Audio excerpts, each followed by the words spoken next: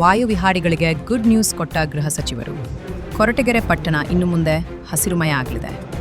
ಪಟ್ಟಣದ ಅನೇಕ ಭಾಗಗಳಲ್ಲಿ ಪಾರ್ಕ್ಗಳ ನಿರ್ಮಾಣದಲ್ಲಿ ಹಸಿರು ಕ್ರಾಂತಿಗೆ ಗುದ್ದಲಿ ಪೂಜೆ ನೆರವೇರಿಸಿದ ಗೃಹ ಸಚಿವ ಪರಮೇಶ್ವರ್. ಕೊರಟಗೆರೆ ಪಟ್ಟಣದ ಪ್ರವಾಸಿ ಮಂದಿರದ ಬಳಿ ಈಗಾಗಲೇ ಉತ್ತಮ ಪರಿಸರದ ಪಾರ್ಕ್ ನಿರ್ಮಾಣವಾಗಿದೆ. ಇದೀಗ ಮತ್ತೊಂದು ಹೆಜ್ಜೆ ಮುಂದೆ.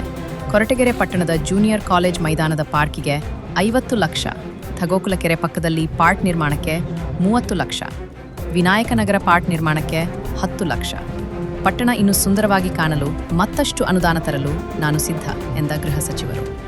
ಇದೇ ಸಂದರ್ಭದಲ್ಲಿ ಜಿಲ್ಲಾಧಿಕಾರಿ ಶುಭ ಕಲ್ಯಾಣ, ಜಿಲ್ಲಾ ಪೊಲೀಸ್ ವರಿಷ್ಠಾಧಿಕಾರಿ ಅಶೋಕ್, ಜಿಲ್ಲಾ ಪಂಚಾಯತ್ ಅಧಿಕಾರಿ ಪ್ರಭು, ತಹಶೀಲ್ದಾರ್ ಮಂಜುನಾಥ್, ಪಟ್ಟಣ ಪಂಚಾಯಿತಿ ಮುಖ್ಯ ಅಧಿಕಾರಿ ಉಮೇಶ್, ಪಟ್ಟಣ ಪಂಚಾಯಿತಿ ಅಧ್ಯಕ್ಷ ಅನಿತಾ, ಸ್ಥಾಯಿ ಸಮಿತಿ ಅಧ್ಯಕ್ಷ ಹೇಮಲತಾ, ಸದಸ್ಯರಾದ ಎಡಿ ಬಲರಾಮಯ್ಯ, ಲಕ್ಷ್ಮೀನಾರಾಯಣ್, ಓಬಳರಾಜು, ನಂದೀಶ್, ಭಾರತಿ ಸಿದ್ದಮಲ್ಲಪ್ಪ, ಭಾಗ್ಯಮ್ಮ ಗಣೇಶ್ ಸೇರಿದಂತೆ ಇತರರು ಇದ್ದರು.